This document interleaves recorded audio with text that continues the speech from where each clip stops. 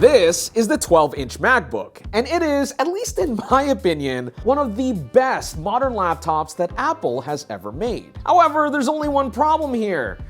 It's gone. They aren't selling them anymore, which is a shame because this laptop had a lot of things going for it otherwise. The slim profile, the overall size was perfect for on-the-go productivity, and it had a premium build. Not to mention that the screen was crisp and high resolution. It also ran full-fledged Mac OS. And for what it's worth, the performance was actually decent on it as well, considering that it was running an ultra-low wattage Intel chipset, which in my own experience, I've been able to edit some 4K video in Final Cut Pro in my early days of working here for Austin Evans and Overclock Media. Though it did also lead to one of the funniest moments in my career as well.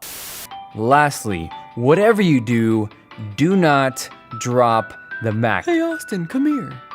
What's that, Austin? You need help? It was at this moment Ken realized he f***ed up.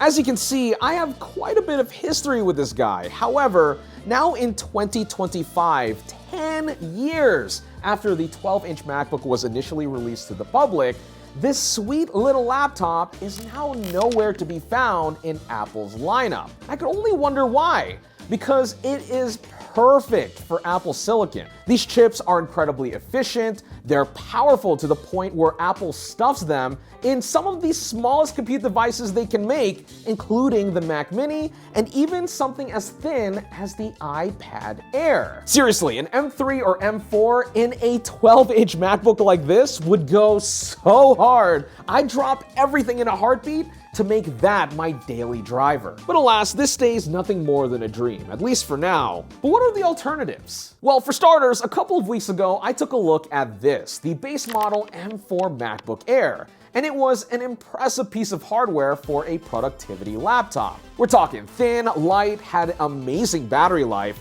had excellent performance, especially with that M4 SoC, and base RAM of 16 gigs, all for under $1,000 with some discounts. I'll be honest, that is the easy answer that I think most people should go for if they were looking for something similar to the 12-inch MacBook. However, what about if you were dead set on the smaller footprint? You can certainly try to refurbish a 12-inch MacBook of your own with things like a brand new battery and a retrofitted up-to-date version of macOS through OpenCore Patcher. But as we found out here in the office, the dated hardware on this MacBook certainly works, but it does chug doing basically everything in 2025. But then another answer dawned on me.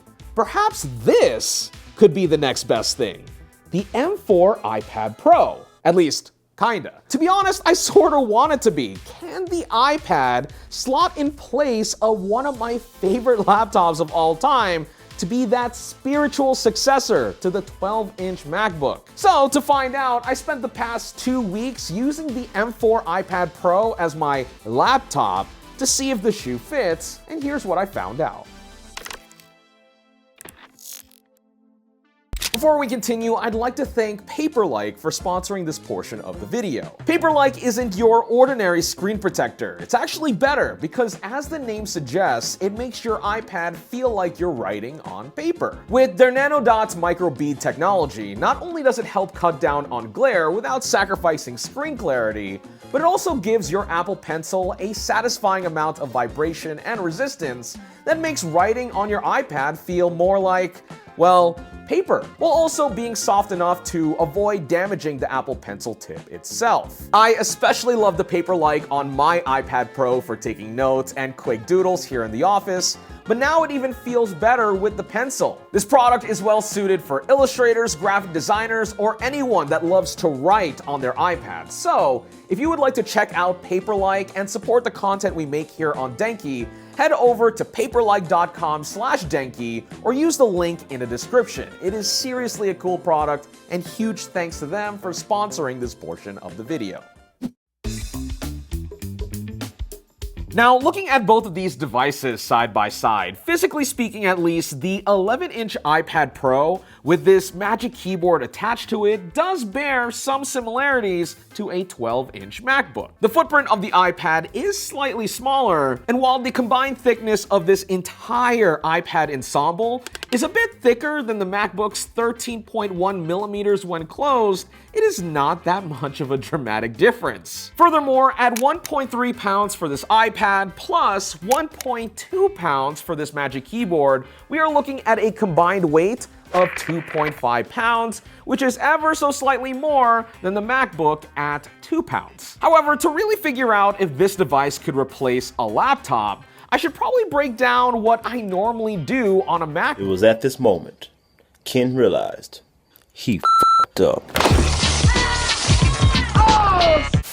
Running a YouTube channel can entail quite a bit, but 90% of the time spent on a computer for me is really spent checking email and my Google Calendar. I'm also catching up on news, of course, watching YouTube videos and researching for them as well, and even writing scripts on Notion. Plus, my work here at the 9 to 5 doesn't just mean Denki stuff, but also things that I have to do on the Austin Evans channel and Overclock Media at large. Which means I'm using a lot of communication apps as well, such as Slack to talk with my coworkers. I also use Discord personally on this guy, and will even use Microsoft Teams to chat with brands and other stuff for business. Realistically, all of these tasks are simple enough where you can run them in so much as a browser on something like a Chromebook, but I will say that stuff like this really is the iPad's bread and butter. But before that, to truly make the iPad Pro feel like a MacBook replacement, there are a few things that I needed to add. First, again, we have the Magic Keyboard on here. Yeah, it might be expensive for what it is, but compared to the previous gen model, it does feel more akin to an actual laptop. Something as simple as function keys on the top go a long way to giving you easy access to common controls such as screen brightness and media playback controls. It also has an aluminum wrist rest, which feels miles better than the previous gen with its rubberized texture. And it even comes with a haptic trackpad that has clicking on all four corners, which lets you operate your cursor within macOS. Secondly, while it's sort of an edge case for me personally, I do like that you can hook up this iPad via USB-C to an external monitor, and the experience is surprisingly decent. The M4 iPad Pro is able to output at up to a 6K resolution and does actually have the ability to drag windows between screens almost like a Mac. Though of course, window management still feels a little less intuitive than macOS. Also, side note, I know this is wishful thinking, but I do want Apple to let us run some instance of macOS on here, even if it's just when it's plugged into an external monitor, you know, to really make the most of the functionality. Something else I optioned with this setup that might not necessarily be essential to the MacBook laptop experience, but does help enhance the iPad experience is, of course, the Apple Pencil Pro. In fact, to state the obvious, this guy right here does add quite a bit of functionality that even the 12-inch MacBook or other MacBooks for that matter never had. I primarily use this for taking notes and drafting up plans for my car project in Freeform. Specifically, creating diagrams and flowcharts feels way more direct and intuitive than using a mouse or trackpad. Beyond that, I've seen plenty of illustrators rave about how good the pressure sensitivity is, the low latency, and the consistent experience this offers. It really is something that no Mac can match, unless of course you add an external drawing tablet, which is yet another big accessory to lug around otherwise. Now, when it comes to actually using the iPad Pro as a laptop, there are definitely some interesting quirks to the experience that you need to keep in mind. Here's a nitpicky one. By default, the trackpad cursor moves with inertia. For example, if I were to move my finger right on the trackpad and abruptly lift up, the cursor will keep moving until the physics stops, which honestly messes with my brain a little bit, way more than I expected. Now, thankfully, Apple does give you the ability to turn this off, but it required a bit of Googling to figure out. Speaking of the cursor, mousing around in iPad OS might seem a bit strange at first when navigating the UI, since it's way more optimized for touch with everything being scaled up. However, what I did find helpful is that you are able to actually scale the interface down to make the most of your screen real estate and justify using that cursor more. For sure, it is more simple and direct to use your finger or even the Pencil Pro to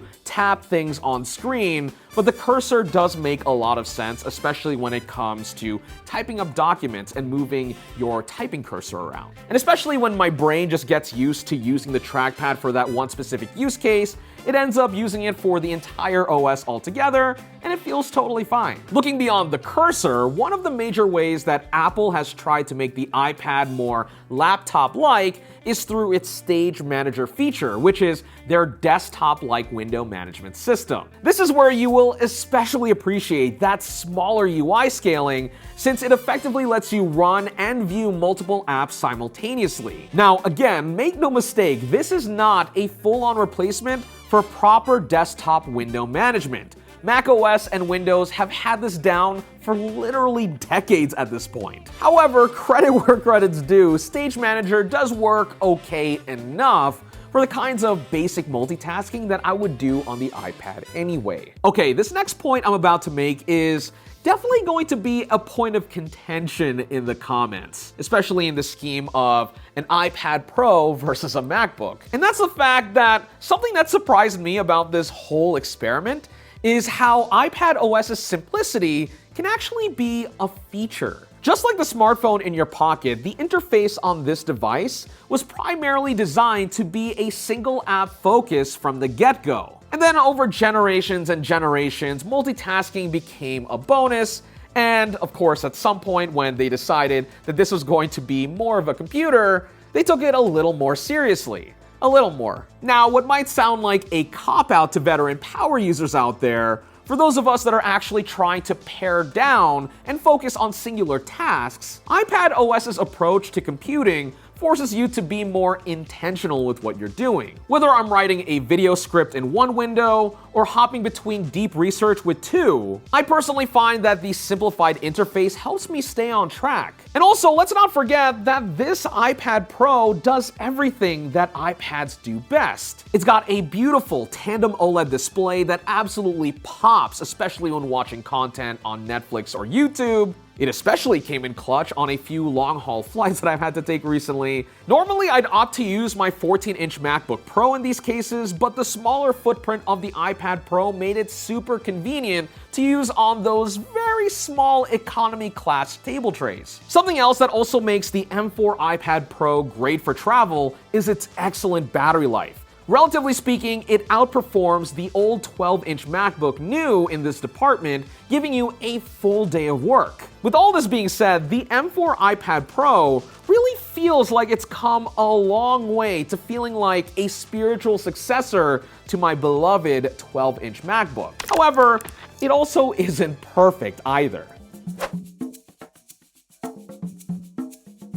This particular M4 iPad Pro setup, despite its beauty and power, ultimately falls short as a true MacBook successor in several critical ways. First and foremost is the price. The 11-inch M4 iPad Pro starts at $999, and that's before adding the $299 Magic Keyboard and potentially this $129 Apple Pencil Pro. Thank goodness there's finally a calculator app on here, because when you add all of this up, we are looking at a minimum spend of $1,427 for a setup that still can't do everything that a proper MacBook can. By comparison, the M4 MacBook Air starts at $999, and that's without the need of any additional accessories to get up and running, and is regularly discounted to $850, even $900. Now, to be fair, the original 12-inch MacBook wasn't exactly budget conscious either. Back in 2015, it launched for $1,299, which was quite steep considering the performance limitations you were getting. But here's the thing, today's MacBooks are arguably the most value-focused they've ever been, especially with Apple Silicon inside delivering unprecedented performance per dollar. This makes the value proposition of the iPad Pro even more questionable when you're trying to use it as a laptop replacement. Looking beyond that, for the remaining 10% of my workflow that isn't just browsing the web and writing scripts, this is where things get get a little complicated. I know I mentioned it a bit earlier, but window management within iPad OS is still a major weakness when compared to Mac OS. On the desktop, I can effortlessly hop between apps and arrange them on my screen as necessary. We're talking about dragging files between multiple Finder windows, into apps like Final Cut Pro and Photoshop, and of course, who can forget my extra browser windows and documents for reference. The limitations of iPad OS can be extremely frustrating, especially considering the fact that we know what the performance is like on the M4 chip inside of this thing. It can handle things like 3D rendering, multiple layers of 4K video, and computational tasks that would absolutely melt that old 12-inch MacBook. iPad OS simply doesn't let you tap into that potential in a way that Mac OS does. And that kind of sucks. To give Apple some bit of credit, external drive support on the iPad has been significantly improved over the years, but the experience still lacks the seamless integration that you would get with Mac OS. Additionally, professional apps that you would expect on the Mac do exist on iPad OS, but with varying degrees of compatibility. For example, it is really nice to see a version of Final Cut Pro on the iPad, though it does feature a touch-focused interface that has a bit of a learning curve, especially when you're coming from desktop. By comparison, DaVinci Resolve is a better, more direct port, though across all of these apps, plugin support is definitely not as robust as on desktop. Perhaps one application that I think a lot of iPad users will want to use on their device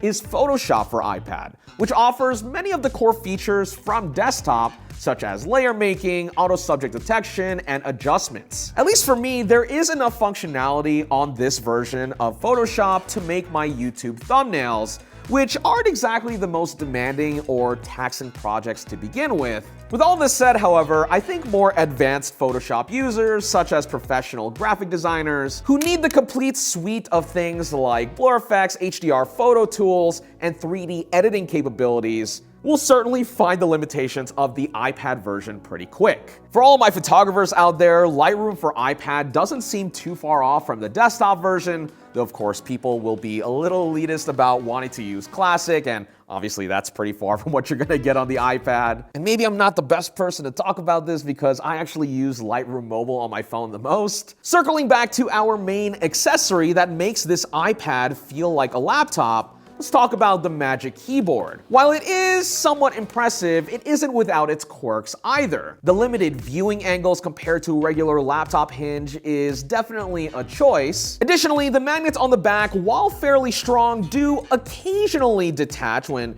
you don't want them to. Definitely annoying when you least expect it. However, more than anything, the fact that you have to remove the iPad completely in order to use it as a sole tablet is kind of a ding on the functionality for this keyboard case. I know that point's a bit counterintuitive to the whole let's turn this iPad Pro into a laptop thing, but it's still kind of annoying in the scheme of, using it as an iPad. All right, back to our original question. Is the M4 iPad Pro truly a spiritual successor to the 12-inch MacBook? In some ways, I can see it for the portability, build quality, and handling the 90% of casual productivity tasks that I do on a daily basis. It genuinely feels like what that 12-inch MacBook might have evolved to. However, the real difference maker here really is iPad OS, the pro workloads that many of us will occasionally use and need. And really, that's what makes this particular device hard to recommend to people in general. Let me be real, my wanting of this M4 iPad Pro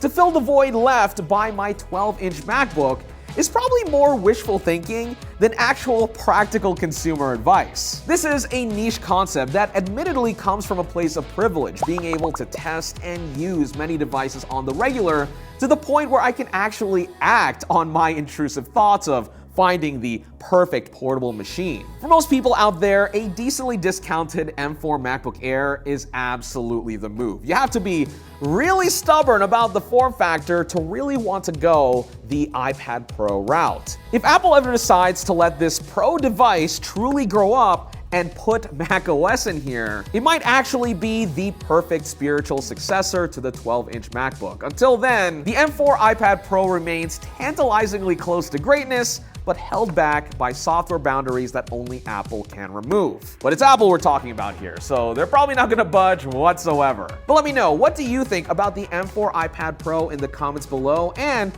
do you miss the 12-inch MacBook? Otherwise, thanks for watching this video on Denki channel.